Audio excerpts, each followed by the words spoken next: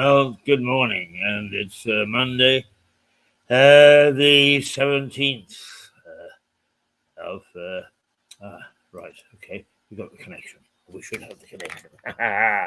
Right, it's the 14th of the 4th, 2023, and the 4th is April. So, without more ado, let's announce ourselves.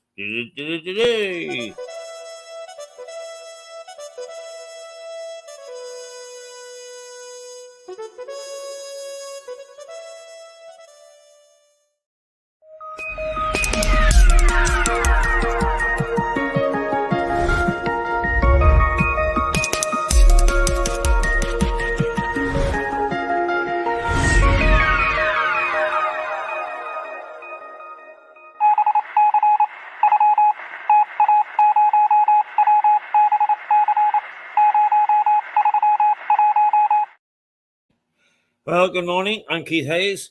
This is Mirador Television out of the White Hart Hotel in Lewes, East Sussex, in the Kingdom United. And it is a lovely morning, and it's going to reach 15 degrees, the hottest it's been for some time. And according to one newspaper, it's going to be a scorcher in the next few days. But let's take them one at a time, the headlines, and see what's going on in this realm of ours, because there is enough kicking about and booting and yelling and screaming that we always need to know why the yelling and screaming is taking place. So I'd better take to the papers. And the first paper to come up this morning is the Daily Express. And it is warning about the hospital crisis. And it does seem to be starting to become a hospital crisis. Not a very happy situation in the NHS at the moment. And we really need to worry if we got ill at all. I personally have had a couple of cancellations of my an operation. I don't think that it's life-threatening, but there are many people who will have life-threatening operations cancelled. And the headline in the Express reads, "Nurses warn strikes could last all year." What they're saying is up until Christmas. The crisis within the country's healthcare, says the Express, is the main focus of many of Monday's front pages, with the Express leading on comments made by the head of the Royal College of Nursing, who said the nurses' strike could last until Christmas.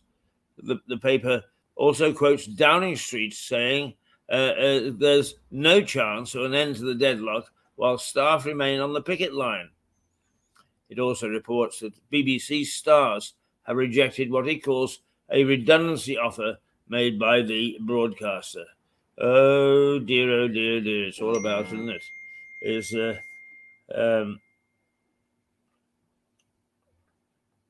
right. I've been invited to book. What's this all about? This alert system is quite good. COVID vaccination. Please use the link to book in or call reception at. Right, so there we are. And the other one was from Lloyds Bank saying that I'm near to my overdraft limit. It all happens on a Monday morning. All happens on a Monday morning. All right, so ministers pin hopes of the end to a nurses' strike on union splits over pay deal. Now, that's the I. So let's see what the I actually has to say. The I reports that government ministers are optimistic the nurses' strike can be brought to an end without having to increase their pay offer. It says cabinet members believe that the RCN, Royal College of Nursing, will face difficulties winning a second ballot for strike action due to a split within unions over whether or not to accept a 5% pay deal. The front page also previews an article inside its pages from one of its writers who used artificial intelligence to plan her meals. The result was a disaster, it says. Oh, thank God for that. I'm totally anti-computers being used. No, I'm not anti-computers as such. They're being used by the witless people who are in charge and think it's going to give them an easy ride. Ha, ha, ha. Yes, ma'am. Yes, sir. Right, the Metro. Good morning, Keith. Good morning. How are you? Oh, hello, Sally. Hello. How are you? There you see, this is a wonderful way to come to work. Here's Sally beaming, right? There she is, welcoming. She's welcoming you too. Come on in and have a coffee this morning. Have a little natter. Oh, great. Yeah, we'd love to see everybody. Absolutely. Right, back to the nurses who aren't going to have a coffee break. £1 million a week, NHS private ambulances, says the Metro. Still staying with the crisis in the NHS.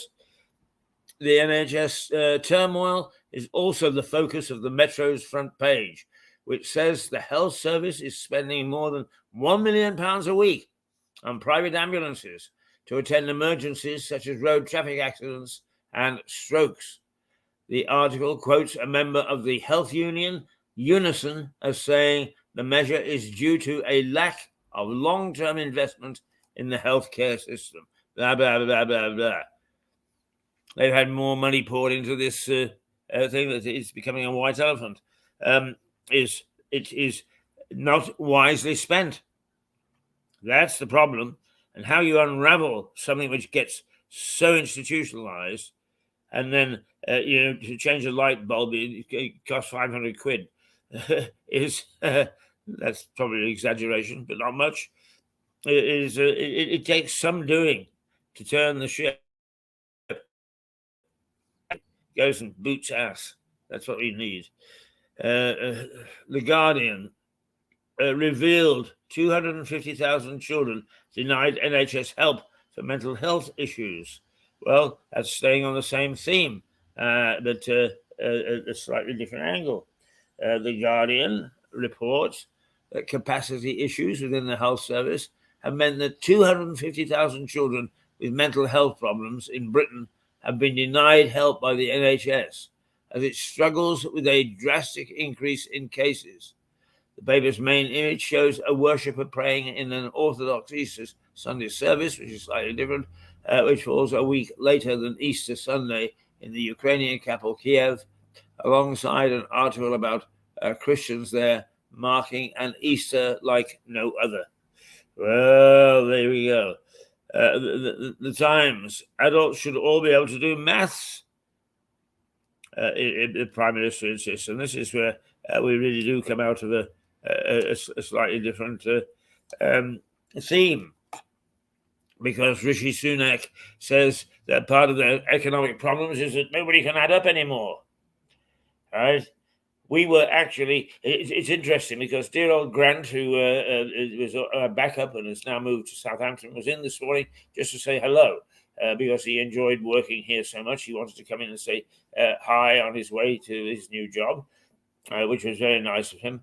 He,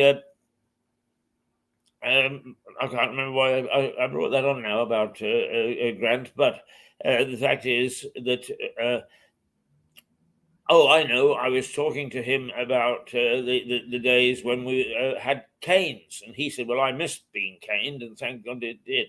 I didn't miss the cane. I didn't get it regularly, but I did get it, and by golly, it hurt, and by golly, you learn things. And I remember the first time that I took the stick was because I buggered up my times table. It was probably about the sixth one, 6 1 6 6 6 2 12 6 3 18, etc., etc. And apparently they're not asked to do that anymore. They're not learned to ask to learn the times tables, and as a consequence, people can't add up. And what the Prime Minister is saying, according to the Times, is adults should all be able to do math. The main image on the front page of the Times shows the challenge faced by Orthodox Christians in Ukraine, the Easter showing icons that were rescued from a church that was destroyed by Russian missile, while it also reports on the nurses' strike. But the paper's main story focuses on remarks to be made by Prime Minister Rishi Sunak today, which will take aim at an anti-math mindset that he says is damaging the economy. So get ready, kids. You may have to start your 1 times 1. Never mind the plus. 1 plus 1 equals 2. 1 plus 2 equals 3. It's the times that carries the weight. 3 times 2 is 6. 5 times 7. 7 5 35. Shall we boast a bit? 7 sevens. 7 sevens are 49. And so on. And so forth, as Stuart would say. The Telegraph. Pressure grows on Sturgeon to quit the SNP. So we're changing a little bit now. Here is Nicola Sturgeon, right, who's been taking a bit of a back seat recently. Pressure grows on Sturgeon to quit the Scottish National Party. The Daily Telegraph it goes on the Prime Minister's warning about maths, but its main article looks at what it says is growing pressure on Nicola Sturgeon to quit the Scottish National Party over financial scandals. Oh dear, she was been purchasing a hat on the party funds. The paper says the former leader planned to remain as an MSP. That's a member of the Scottish Parliament, I suppose, until 2025. But is now expected to quit sooner rather than later. You know, all the rather vicious approaches to independence and getting rid of the Brits and how awful they were, and all the time they were being naughty. They were dibbling in the till. Naughty, naughty, naughty, naughty. And now they've been caught at it and are losing all their power and their authority, and for that matter, their reputation. The Daily Mail. How Elvis's granddaughter turned a 70s rock drama into a TV phenomenon. Well, that's its banner. But its main story is shock figures show 33 rapes and assaults a week, and just 4% end in a charge. And those also taking place in our hospitals. 6,500 sex attacks in our hospitals, says the paper. The Mail reports that dozens of rapes and sexual assaults take place in hospitals in England and Wales every week, quoting figures from the Women's Rights Network. The paper also profiles comments made by actress Emma Watson on social media, in which she said the astrological event Saturn return has allowed her to step away from life. In the Instagram post to mark her 33rd birthday, she said new activities she has discovered have helped her arrive at where I am and who I am now. Wow, we all wanted to know that, didn't we? Yeah, I haven't a clue who I am or where I am. Well. Right, okay, the Daily Star is, this is where it gets interesting, is the Daily Star, which always manages to go off-piste, as it were. It always it looks at something that the other papers aren't, including little green men floating around in outer space, and that absolutely confirming that they do exist. The Star reports that this month will be a record baker. It says a record baker, not a record breaker, a record baker, with temperatures set to reach 20 centigrade, making it the hottest April since records began. The paper also covers Arsenal's draw with West Ham on Sunday, asking if the Premiership leaders are gonna blow it. Gunner, the nickname, of course, of Arsenal Football Club, the Gunners. Now we go to the deep stuff. Financial Times. The Bank of England considers urgent reform of. Let's see. Can we find the bank? We should. There we go. Yes, the Bank of England considers urgent reform of deposit guarantee scheme. Now, it gets a bit technical for us in some ways, but the lead story of the Financial Times says the Bank of England is considering urgent reforms to its deposit guarantee scheme following turmoil in the sector last month caused by the collapse of US lender Silicon Valley Bank. That bank saw billions withdrawn from the firm's UK entity. The paper's lead image shows smoke rising above the Sudanese capital. Oh, it switches stories there. The Sudanese capital, Khartoum, after the death toll there rose following a second day of fighting between the army and a rival paramilitary group. Another article on the paper's front page says China's trillions dollar Belt and Road Institute has been hit by spiraling bad loans. It's all a bit technical, but certainly I almost went to Sudan. I didn't actually go in the end, but I almost went to Sudan a few years ago. And it has been a very volatile place, fighting all the time. The Mirror. The Mirror investigates. The Mirror investigates vapes sold illegally to kids. Half of shops tested sell killer nicotine devices to a girl of 13, it says. The Mirror leads on an investigation it conducted that found that almost half of the 16 shops it tested in Manchester sold nicotine vapes to a girl aged 13, which is illegal. The paper quotes a campaigner as saying, "It's the Wild West out there. Oh, ho, ho. Yes, indeed. I suppose that's true." Now, if we can, we'll take a quick look at to see whether there's anything of great interest locally. There we go. All right. Sussex Live Community Pub named the best one. We don't want that, but here's one on the weekend, I think, that a motorcyclist died after leaving the road in a crash. There's no suggestion that there's any other vehicle involved, but he died after leaving the road and hitting a sign on the A29, and unfortunately, it cost him his life. Let's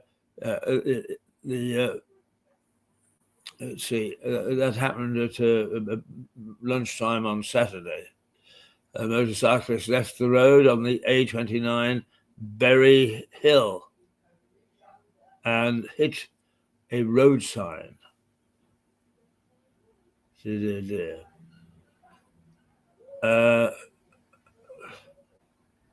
we got anything else of any sort of interest at all? I don't think so. Although we'll just have a quick look through, shall we? Let's see, a peaceful South Downs woodland that's carpeted with bluebells during the spring. Oh, that's good news, isn't it? That is good news, yes.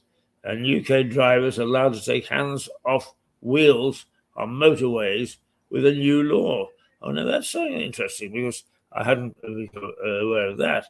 A new motorways law, it says drivers on Britain's motorways are being allowed to let go of steering wheels for the first time. After the UK became the first European country to approve a hands-free system. Ford, the car manufacturer, said it has been given the green go-ahead by the government to switch on its Blue Cruise self-driving technology. Well, there you go. And that's basically what's going on with the in the news or the papers today. The important bits, anyway, is there anything of interest in the apart from the Arsenal thing, where they drew and everybody gets excited about it? There was, of course, it was the Grand National. Was it not? It was the Grand National. I deleted the Grand National slides. What a pity. But I was talking about also the Pardubice in the Czech Republic, which is considered the toughest of the races where you go over jumps. Let's see. Dominic West has hang on. Corrick Rambler came home at 8-1. Oh, that's not bad odds. That's not bad odds at all. Not at all. There's a story about Shane Warne, the Australian cricketer, who was the bane of many an English batsman.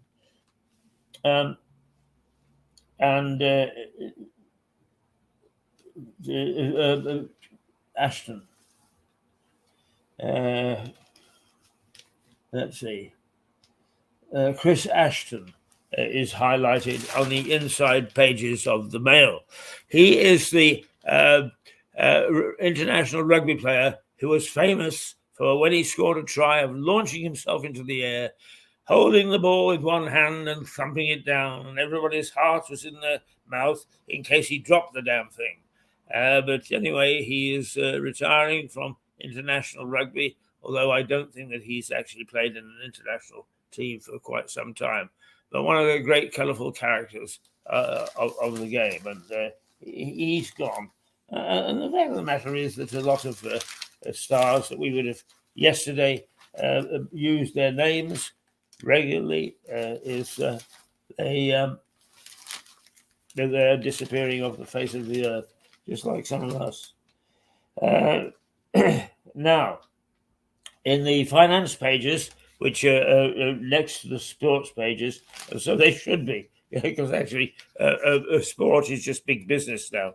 It's play up, and play the game has gone. It is gone from sports. It is big business now. Big business. Multi-million-pound business. And it is the UK will dodge a recession as inflation starts to fall. Britain will swerve a recession. This year as eye-watering inflation costs cool off. And a boost for Jeremy Hunt. Right. English winemaker looks for sales sparkle from the coronation. English winemaker Nye Timber has predicted a bumper summer sales following the coronation weekend. And Nye Timber is somewhere in our patch. Chief Executive Eric Hierema said the Sussex-based company, I was quite right, was anticipating strong demand for homegrown fizz over the May bank holiday. And of course, we are very, very strong in this part of the world in sparkling wine. We've got the right sort of soil for it, apparently, and indeed the French have been buying it up.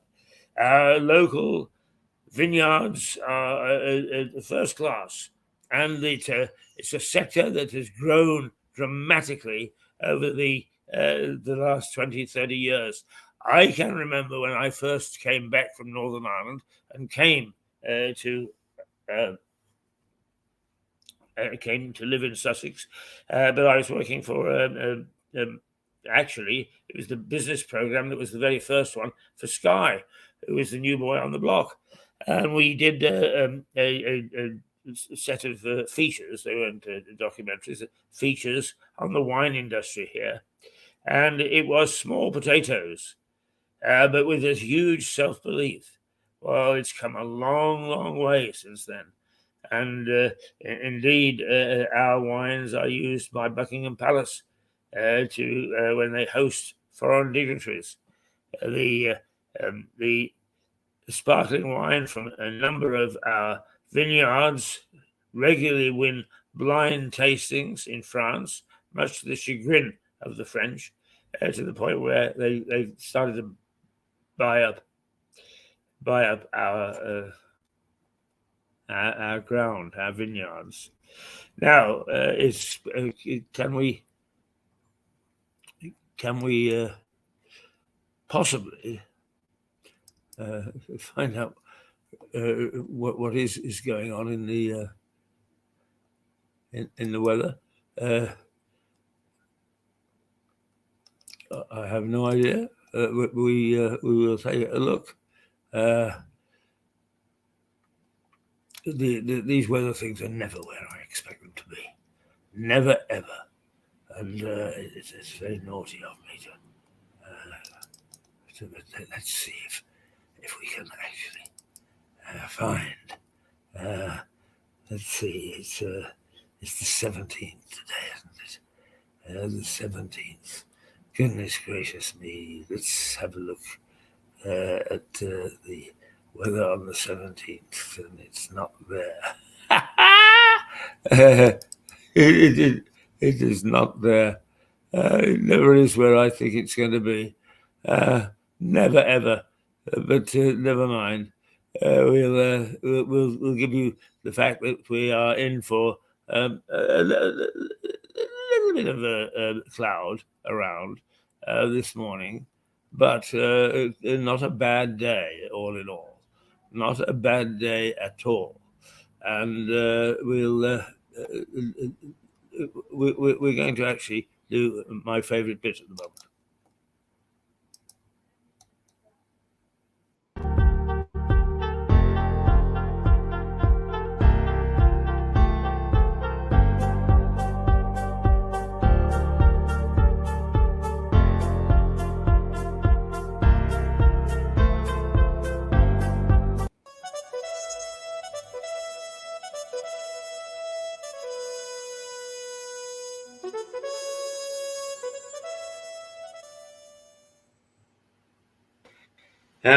Good morning. This is Mirador Television, and this is totally unscheduled. Behind this picture of Parkinson's disease is me. And what's more, I've got Parkinson's. Oh, yes, I have. And that's why I thought I was just pottering around this morning. And if you try to see me picking something up, it's hilarious. Absolutely hilarious. I have to flip it against the wall so that I can get some leverage. It doesn't matter what it is, whether it's my computer, whether it's a pin, whether it's a pen, or whether it's a £5 note. That's a rarity in itself. But I just wanted to have a quick word to make an appeal on behalf of Parkinson's and Parkinson's sufferers. I don't want you to send me any money or this station any money. We're very bad at handling money. We get ourselves into all sorts of trouble trying to handle money. But please send some donations to Parkinson's, because it is the forgotten. It is the forgotten disease, and it's debilitating, and it's frightening, and it's scary. A lot of famous people have had it. Billy Graham, Michael J. Fox, Muhammad Ali, the Big In, whose name I remembered a moment ago and I've forgotten now. That's a sign of Parkinson's. You start to get a little bit of dementia. Not a great deal, but some. Neil Diamond. There are lots of famous people who have Parkinson's, and I know a few who fight it. That's the point. It's really a positive way of thinking. I am very positive. It ain't going to get me. I've had it for almost 10 years now. And yes, I'm worse now 10 years later than I was 10 years ago. But I'm still not as bad as everybody thought I would be. Yeah, I shuffle. I have difficulty walking. I don't have difficulty holding a glass of wine or a pint, I'll tell you that. But basically, I look at it in a very positive way because each morning when I take a pill, which I have to take, I say to Parkinson's, bugger off. Just get away from me. Go away. And it does for a day. I'm able to function almost normally. I get up at 5:30 in the morning. I'm 83. I get up at 5:30 in the morning. I've got Parkinson's. I get myself ready. Off I go, and I start a television. Well, I start preparing a television thing at about 7:15. Sorry, yeah, I get up at 5:15. At 7:15 in the morning at the White Hart Hotel in Lewes, and then at 8:30 I go on the air. Okay, it's only on the internet, it's only on broadband, it's only on social media, but nonetheless it gets to enough people to count. And I run a television operation, a television channel. And I often say, come on, get behind Parkinson's. This one is specific. Get behind Parkinson's. That's what I'm saying to you. Get behind Parkinson's. Let's see if we can. There. Right. That's what's happening to the inside of the body, even though on the outside it doesn't look too bad. At least for some. Some people shake. Some people have difficulty lifting their feet. Some people have all sorts of manifestations of Parkinson's. But basically, I tell it to bugger off. And then I spend 3 hours in front of the camera each morning, steering through all sorts of people with all sorts of interesting things. For what? 3,000 people? Only probably about 50 watching at any given time. But does it matter? No, it does not, because I believe passionately in what I do. And in believing passionately what I do, I'm able to shut off the fact that I've got Parkinson's. So please, what I'm saying to you is, there's no formal appeal. They don't even know I'm doing it. Please send money to Parkinson's. Yeah, you can send £3 to a puppy, or you can see £3 to a lion, or you can see £3 to a child in distress, and all those things are very worthy. But you know, Parkinson's does tend to hit you later in life, and it's just oldies that get forgotten a lot of the time. Well, we ain't forgotten. We have a voice, and we make it heard every day, and I make it heard to Parkinson's. Bugger off, I tell it, and it helps. I don't know that it buggers off totally. No, it doesn't. Of course it doesn't. I've still got it. But I do take a positive attitude towards it. And I would ask you to take a positive attitude towards it. Just send them a few bob. That's all. That's all, just to help the research. This one I saw where if I started to do Irish jigs, it would help. Well, if that's the sort of research that's being done, God bless it. Why not? Let's try an Irish jig. Not right now. It's breakfast time. Anyway, this is Key Hayes of Mirador Television saying to you, please, please, please, will you consider giving some cash to Parkinson's? Give it a go. It's a disease that is forgotten largely in the welter of publicity that you can get about all the diseases that hit people. But some famous people have had it, and some famous people have fought it to the bitter end. I'm going to fight it to the bitter end. Have I got another week? Have I got another day? Have I got another year? Have I got another decade? Oh, God help everybody if I have. But I'm going to fight it. For as long as I've got left, I'm going to fight it. Why don't you help me? Run alongside me. All right? Give it a little bit of something. Even if you just wake up in the morning and tell Parkinson's to bugger off. I would urge you, don't forget it. That's the main thing. Toodle pip.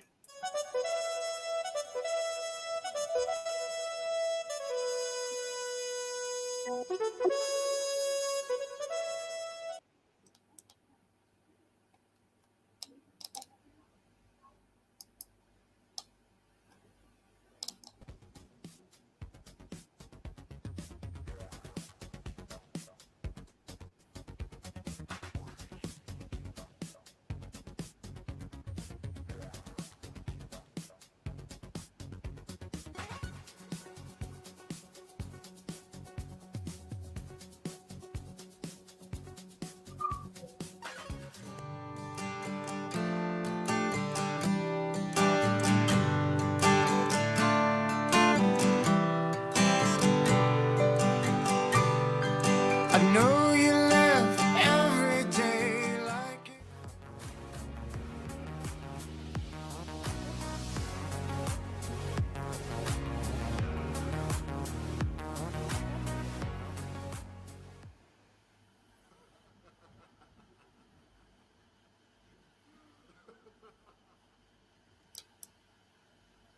Well, there we go. That's the morning roundup of the news.